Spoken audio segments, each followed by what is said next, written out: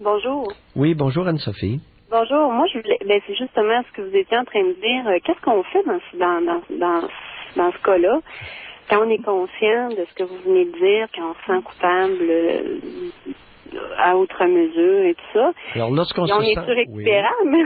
Lorsqu'on se sent coupable à outrance, on n'est pas conscient. Alors là, vous venez de prononcer ce que j'appelle une belle rationalisation, c'est-à-dire c'est une explication à votre insu. C'est pas un reproche que je vous fais, là. OK. Alors, ce que vous venez de dire, justement, est contradictoire. C'est que vous vous sentez coupable à outrance parce que vous n'êtes pas consciente de ce qui est caché en dedans de vous. OK, d'accord. Ouais, vous aviez commencé, oui, mais qu'est-ce qu'on fait quand on est conscient de se sentir coupable? Non, on n'est pas conscient de se sentir coupable. On ressent de la culpabilité, et on est inconscient des raisons pour lesquelles on se culpabilise à outrance. OK? Premier point. Allez-y.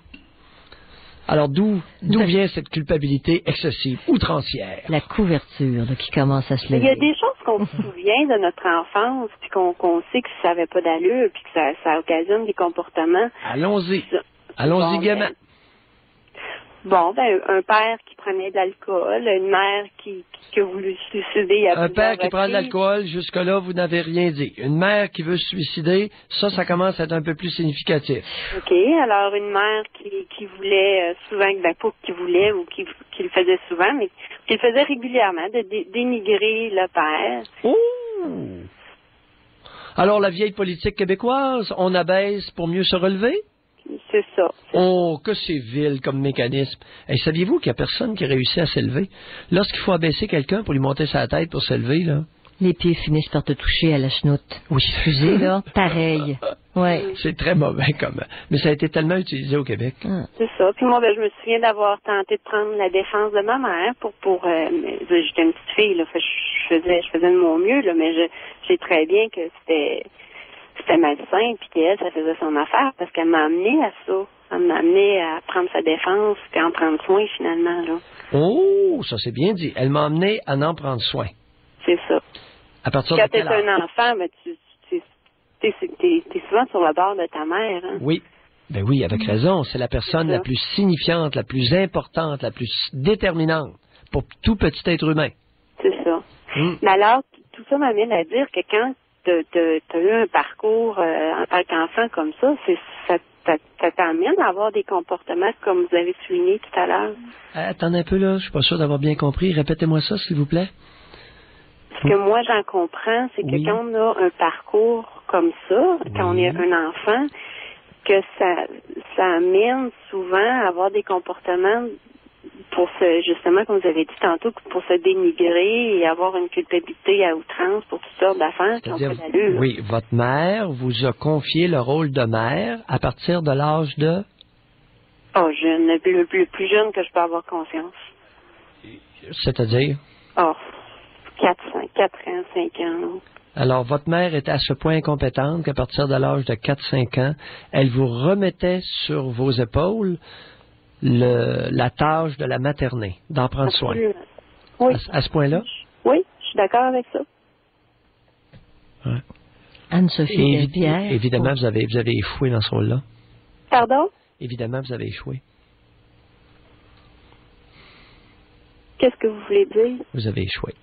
Ah oui, avec ma mère? Ouais. Ben oui, c'est sûr. Ma mère est encore dans cet état-là, sinon pire. Là. C'est 100 fois pire. Alors, voyez-vous, elle vous a fait vivre une responsabilisation qui était au-dessus de vos capacités. Ce faisant, assurez que vous échoueriez. Alors, vous vous sentez coupable d'avoir échoué. Votre premier échec.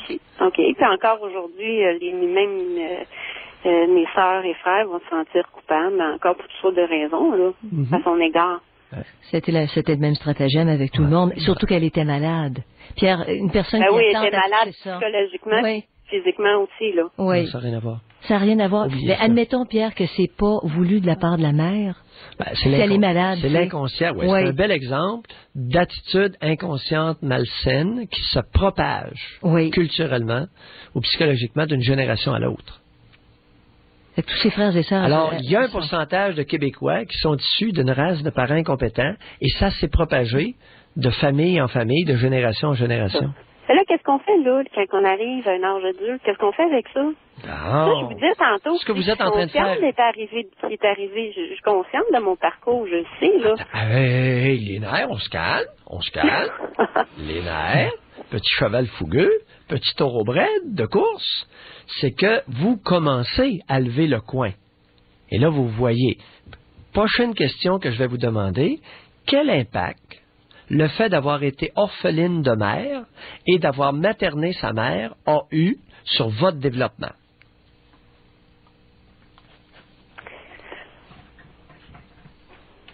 Ben, tout ce que vous avez dit tantôt.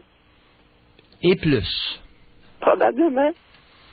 Alors, je sais que je suis quelqu'un, je sais que je suis intelligente, tout ça, mais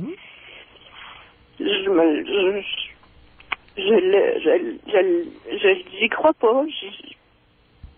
Oui. La confiance est pas là. Je devrais, si je pense que je pourrais, j'ai beaucoup de capacités, je pense. Beaucoup de capacités. Intellectuelles. Mais un énorme échec au point de départ. C'est ça. Celui d'avoir échoué lamentablement. L'éducation de sa mère. Le maternage de votre mère. Oui. Mais qu'est-ce qu'on fait? Qu'est-ce qu'on fait avec ça? Continuez. On comprend qu'on peut en parler. Non, attendez un peu. Vous êtes condamné à continuer à essayer de découvrir tout l'impact que ça a eu sur votre développement. Vous avez encore rien dit cet après-midi-là. Et d'un, découvrir l'impact, et de deux, ressentir la souffrance qui va accompagner cette incapacité de vous réaliser. Et les différentes émotions qui vont aller avec. Ah non, c'est un plan de match, là. Pierre, quel âge avez-vous, Anne-Sophie? Excusez-moi. Oui. Pardon? 33. 33, ouais. Alors là, t'allais dire, Janine. C'est ce que j'allais dire. Combien de temps tu dois endurer la souffrance? Je pose une question peut-être pour Anne-Sophie, mais elle pleure tantôt. Elle ressent quelque chose. Ça fait mal quand on pleure. Il y a quelque chose qui se passe, là. Parce qu'elle parlait pas des fleurs puis d'une chicane avec le voisin. Ça émane, là. Combien de temps, Pierre? Aucune idée, c'est une démarche personnelle. Ça longtemps? Ah, écoute, toute cette souffrance-là? C'est qu'il y en a probablement beaucoup, là. C'est parce que le père était irresponsable. Alors, le père a abandonné les enfants. Alors, c'est pas le fait qu'il travaillait beaucoup. Oui, mais quand il était là, il buvait. Ben, plus ou moins. Mais il y avait des problèmes de couple entre mes parents à cause de ça. Non. C'était quoi? Qu'est-ce que votre père aurait dû faire et n'a pas fait? Probablement plus soutenir ma mère dans son rôle de mère de famille, je pense, peut-être. Oui, mais attendez un peu, là. Est-ce que c'était réaliste de soutenir? Tu sais, on soutient pas une béquille. Là. Une béquille, c'est une béquille. Tu sais, t'as besoin d'un autre béquille pour soutenir une béquille, là, on a un problème. C'est ça. Je pense que... Je veux bien qu'on blâme votre père, là, mais faut rendre à César ce qui appartient à César. Est-ce que votre mère était soutenable ou c'était à ce point une guenille qu'elle était même pas soutenable? Non, je pense qu'elle était pas soutenable. Bon. C'est trop malade, trop atteinte pour ça. Je pense que même, je sais pas si on peut employer ça, là, des diagnostics du DSM, là, mais je pense que c'est peut-être personnalité. Réussissent à élever des enfants puis qui répondent très bien au soutien. Ben, si vous me verriez, peut-être, en tout cas en général, les gens qui me verraient, ils diraient que elle a bien réussi, là, en apparence. Ouais, mais c'est votre vie intérieure, là, c'est vous, il y a seulement vous qui le savez, là, l'apparence engendrée. Écoutez, les singes peuvent s'accoupler puis ils donnent une maudite belle progéniture, tu sais. Fait que là, pouvez-vous me répéter ce que vous m'avez dit tantôt, là? Il s'agit de juste davantage de prendre conscience de tout l'impact que ça a eu. Exactement. Et ça prend, c'est des mois et des années, là. Après ça, c'est quoi? Parce que l'impact va être multiple.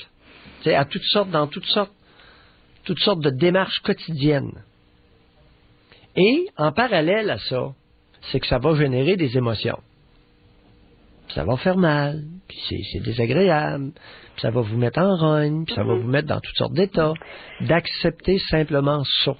Est-ce qu'on a le droit d'en vouloir à nos parents pour ça? Ça veut bien qu'on n'a pas le droit. On n'a pas le droit d'en vouloir à des imbéciles. On n'a pas le droit. C'est mal vu. Il y a juste le fou à Maillot qui dit ça, qu'on a le droit d'en vouloir aux incompétents et aux indignes. Tu peux en vouloir à tes parents, mais est-ce que ça se répare? On transporte ça en nous, là, comme Anne-Sophie. Père et mère, tu honoreras afin de vivre longuement, Anne-Sophie. Pardon? Vous connaissez pas les 10 commandements de la Bible? Père et mère, tu honoreras afin de vivre longuement. Oui. C'est un péché de s'indigner contre nos parents.